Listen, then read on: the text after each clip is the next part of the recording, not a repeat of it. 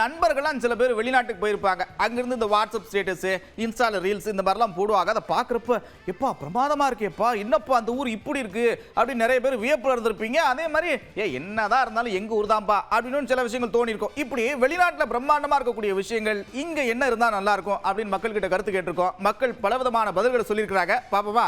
GST அதிகமான tax வந்து குறையணும். அதிகப்பட்ட டாக்ஸ்னாலேயே மக்கள் வந்து நடுத்தர மக்களும் கீழே இருக்கும்போது ரொம்ப சிரமப்படுறாங்க. வெளிநாட்டில் பெட்ரோல் டீசல் வசதிலாம் ரொம்ப விலை குறைவாக இருக்குது. இந்தியாவில் பார்த்தீங்கன்னா அதிகமான பிரைஸாக இருக்குது. வெளிநாட்டில் வந்து மருத்துவ படிப்புக்கு நுழைவுத் தேர்வு அப்படின்றது இல்லை. இங்கே வந்து எப்படின்னா மருத்துவ படிப்புக்கு நீட் தேர்வு அப்படின்றதுனால ஒருத்தங்களுக்கு வாய்ப்பு கிடைக்கிது, ஒருத்தவங்களுக்கு வாய்ப்பு கிடைக்கல. வெளிநாடுகளில் வந்து குற்றங்கள் செஞ்சால் ரொம்ப கடுமையான தண்டனைகள் இருக்கும். இந்தியாவில் வந்து அந்த மாதிரி எதுவுமே இல்லை.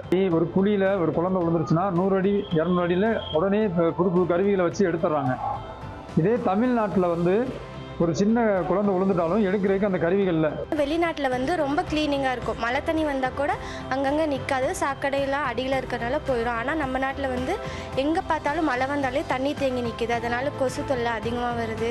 அவங்க வந்து டேப்லெட்ஸ் அந்த வேக்சின்ஸ்லாம் எல்லாமே அவங்க வந்து ரிசர்ச் பீப்புள்ஸ் வந்து நிறையா வந்து ரிசர்ச் பண்ணி எல்லாம் கொடுத்துட்ருக்காங்க.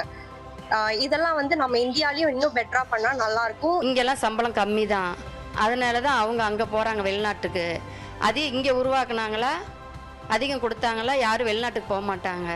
அரசு இங்கே வந்து அந்த பெரிய கம்பெனிலாம் இங்கே உருவாக்குனாங்களா, இங்கே சம்பாதிக்கலாம். இன்னும் நிறையா இன்டர்நேஷ்னல் கம்பெனிஸ்லாம் நம்ம தமிழ்நாடுல அல்லது இந்தியாவில் ப்ரொடக்ஷன் ஆகுனா நம்ம நாடு இன்னும் மேன்மையாக வளரும். எல்லாம் ஜாதி சாப்பாடை வச்சு பிரிக்கிறாங்க. அந்த மாதிரியும் நம்ம நாட்டில் இருக்கக்கூடாது.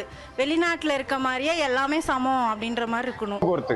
போக்குவரத்து வந்து நம்ம நினைச்ச நேரம் நினைச்ச இடத்துல போய் இறங்கணும். அதுக்கு வந்து சரியான போக்குவரத்து வசதி இங்கே எதுவுமே இல்லை. டிராஃபிக் ரூல்ஸ் நல்லா இருந்தால் கரெக்டாக இருக்கும். குப்பை கப்பெல்லாம் இருக்காது.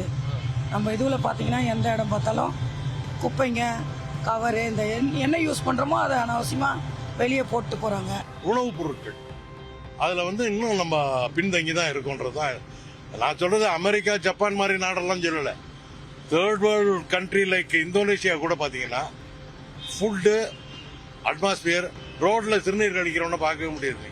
அந்த கண்ட்ரியில் எவ்வளோ டிசிப்ளினாக இருக்கிறாங்க, எவ்வளோ டைம் மேனேஜ்மெண்ட் பண்ணுறாங்க. அந்த மாதிரி டைம் மேனேஜ்மெண்ட் நம்ம பப்ளிக் பீப்புள்ஸ்க்கும் நம்ம பொதுமக்களுக்கும் இருந்துச்சு அப்படின்னா இன்னும் நம்மளோட சொசைட்டி டெவலப்மெண்ட் எல்லாமே டெவலப்மெண்ட்டாக இருக்கும். ஆனால் வெளிநாட்டுக்கு போனால் ஒரு முன்னேற்றமான வாழ்க்கை இருக்க மாதிரி தெரியுது. ஆனால் அந்த வாழ்க்கை இங்கே வாழறதுக்கு முடியாத சூழல் தான் இருந்துகிட்டு இருக்கு. நான் 12 வருஷமாக சவுதியில் இருந்தேன். எனக்கு அங்கே உள்ள ஒரு கடை ஷாப் வச்சுருக்கோம்னா அங்கே டிராஃபிக்கும் அந்த பார்க்கிங் ரொம்ப நீட்டாக இருக்கும்.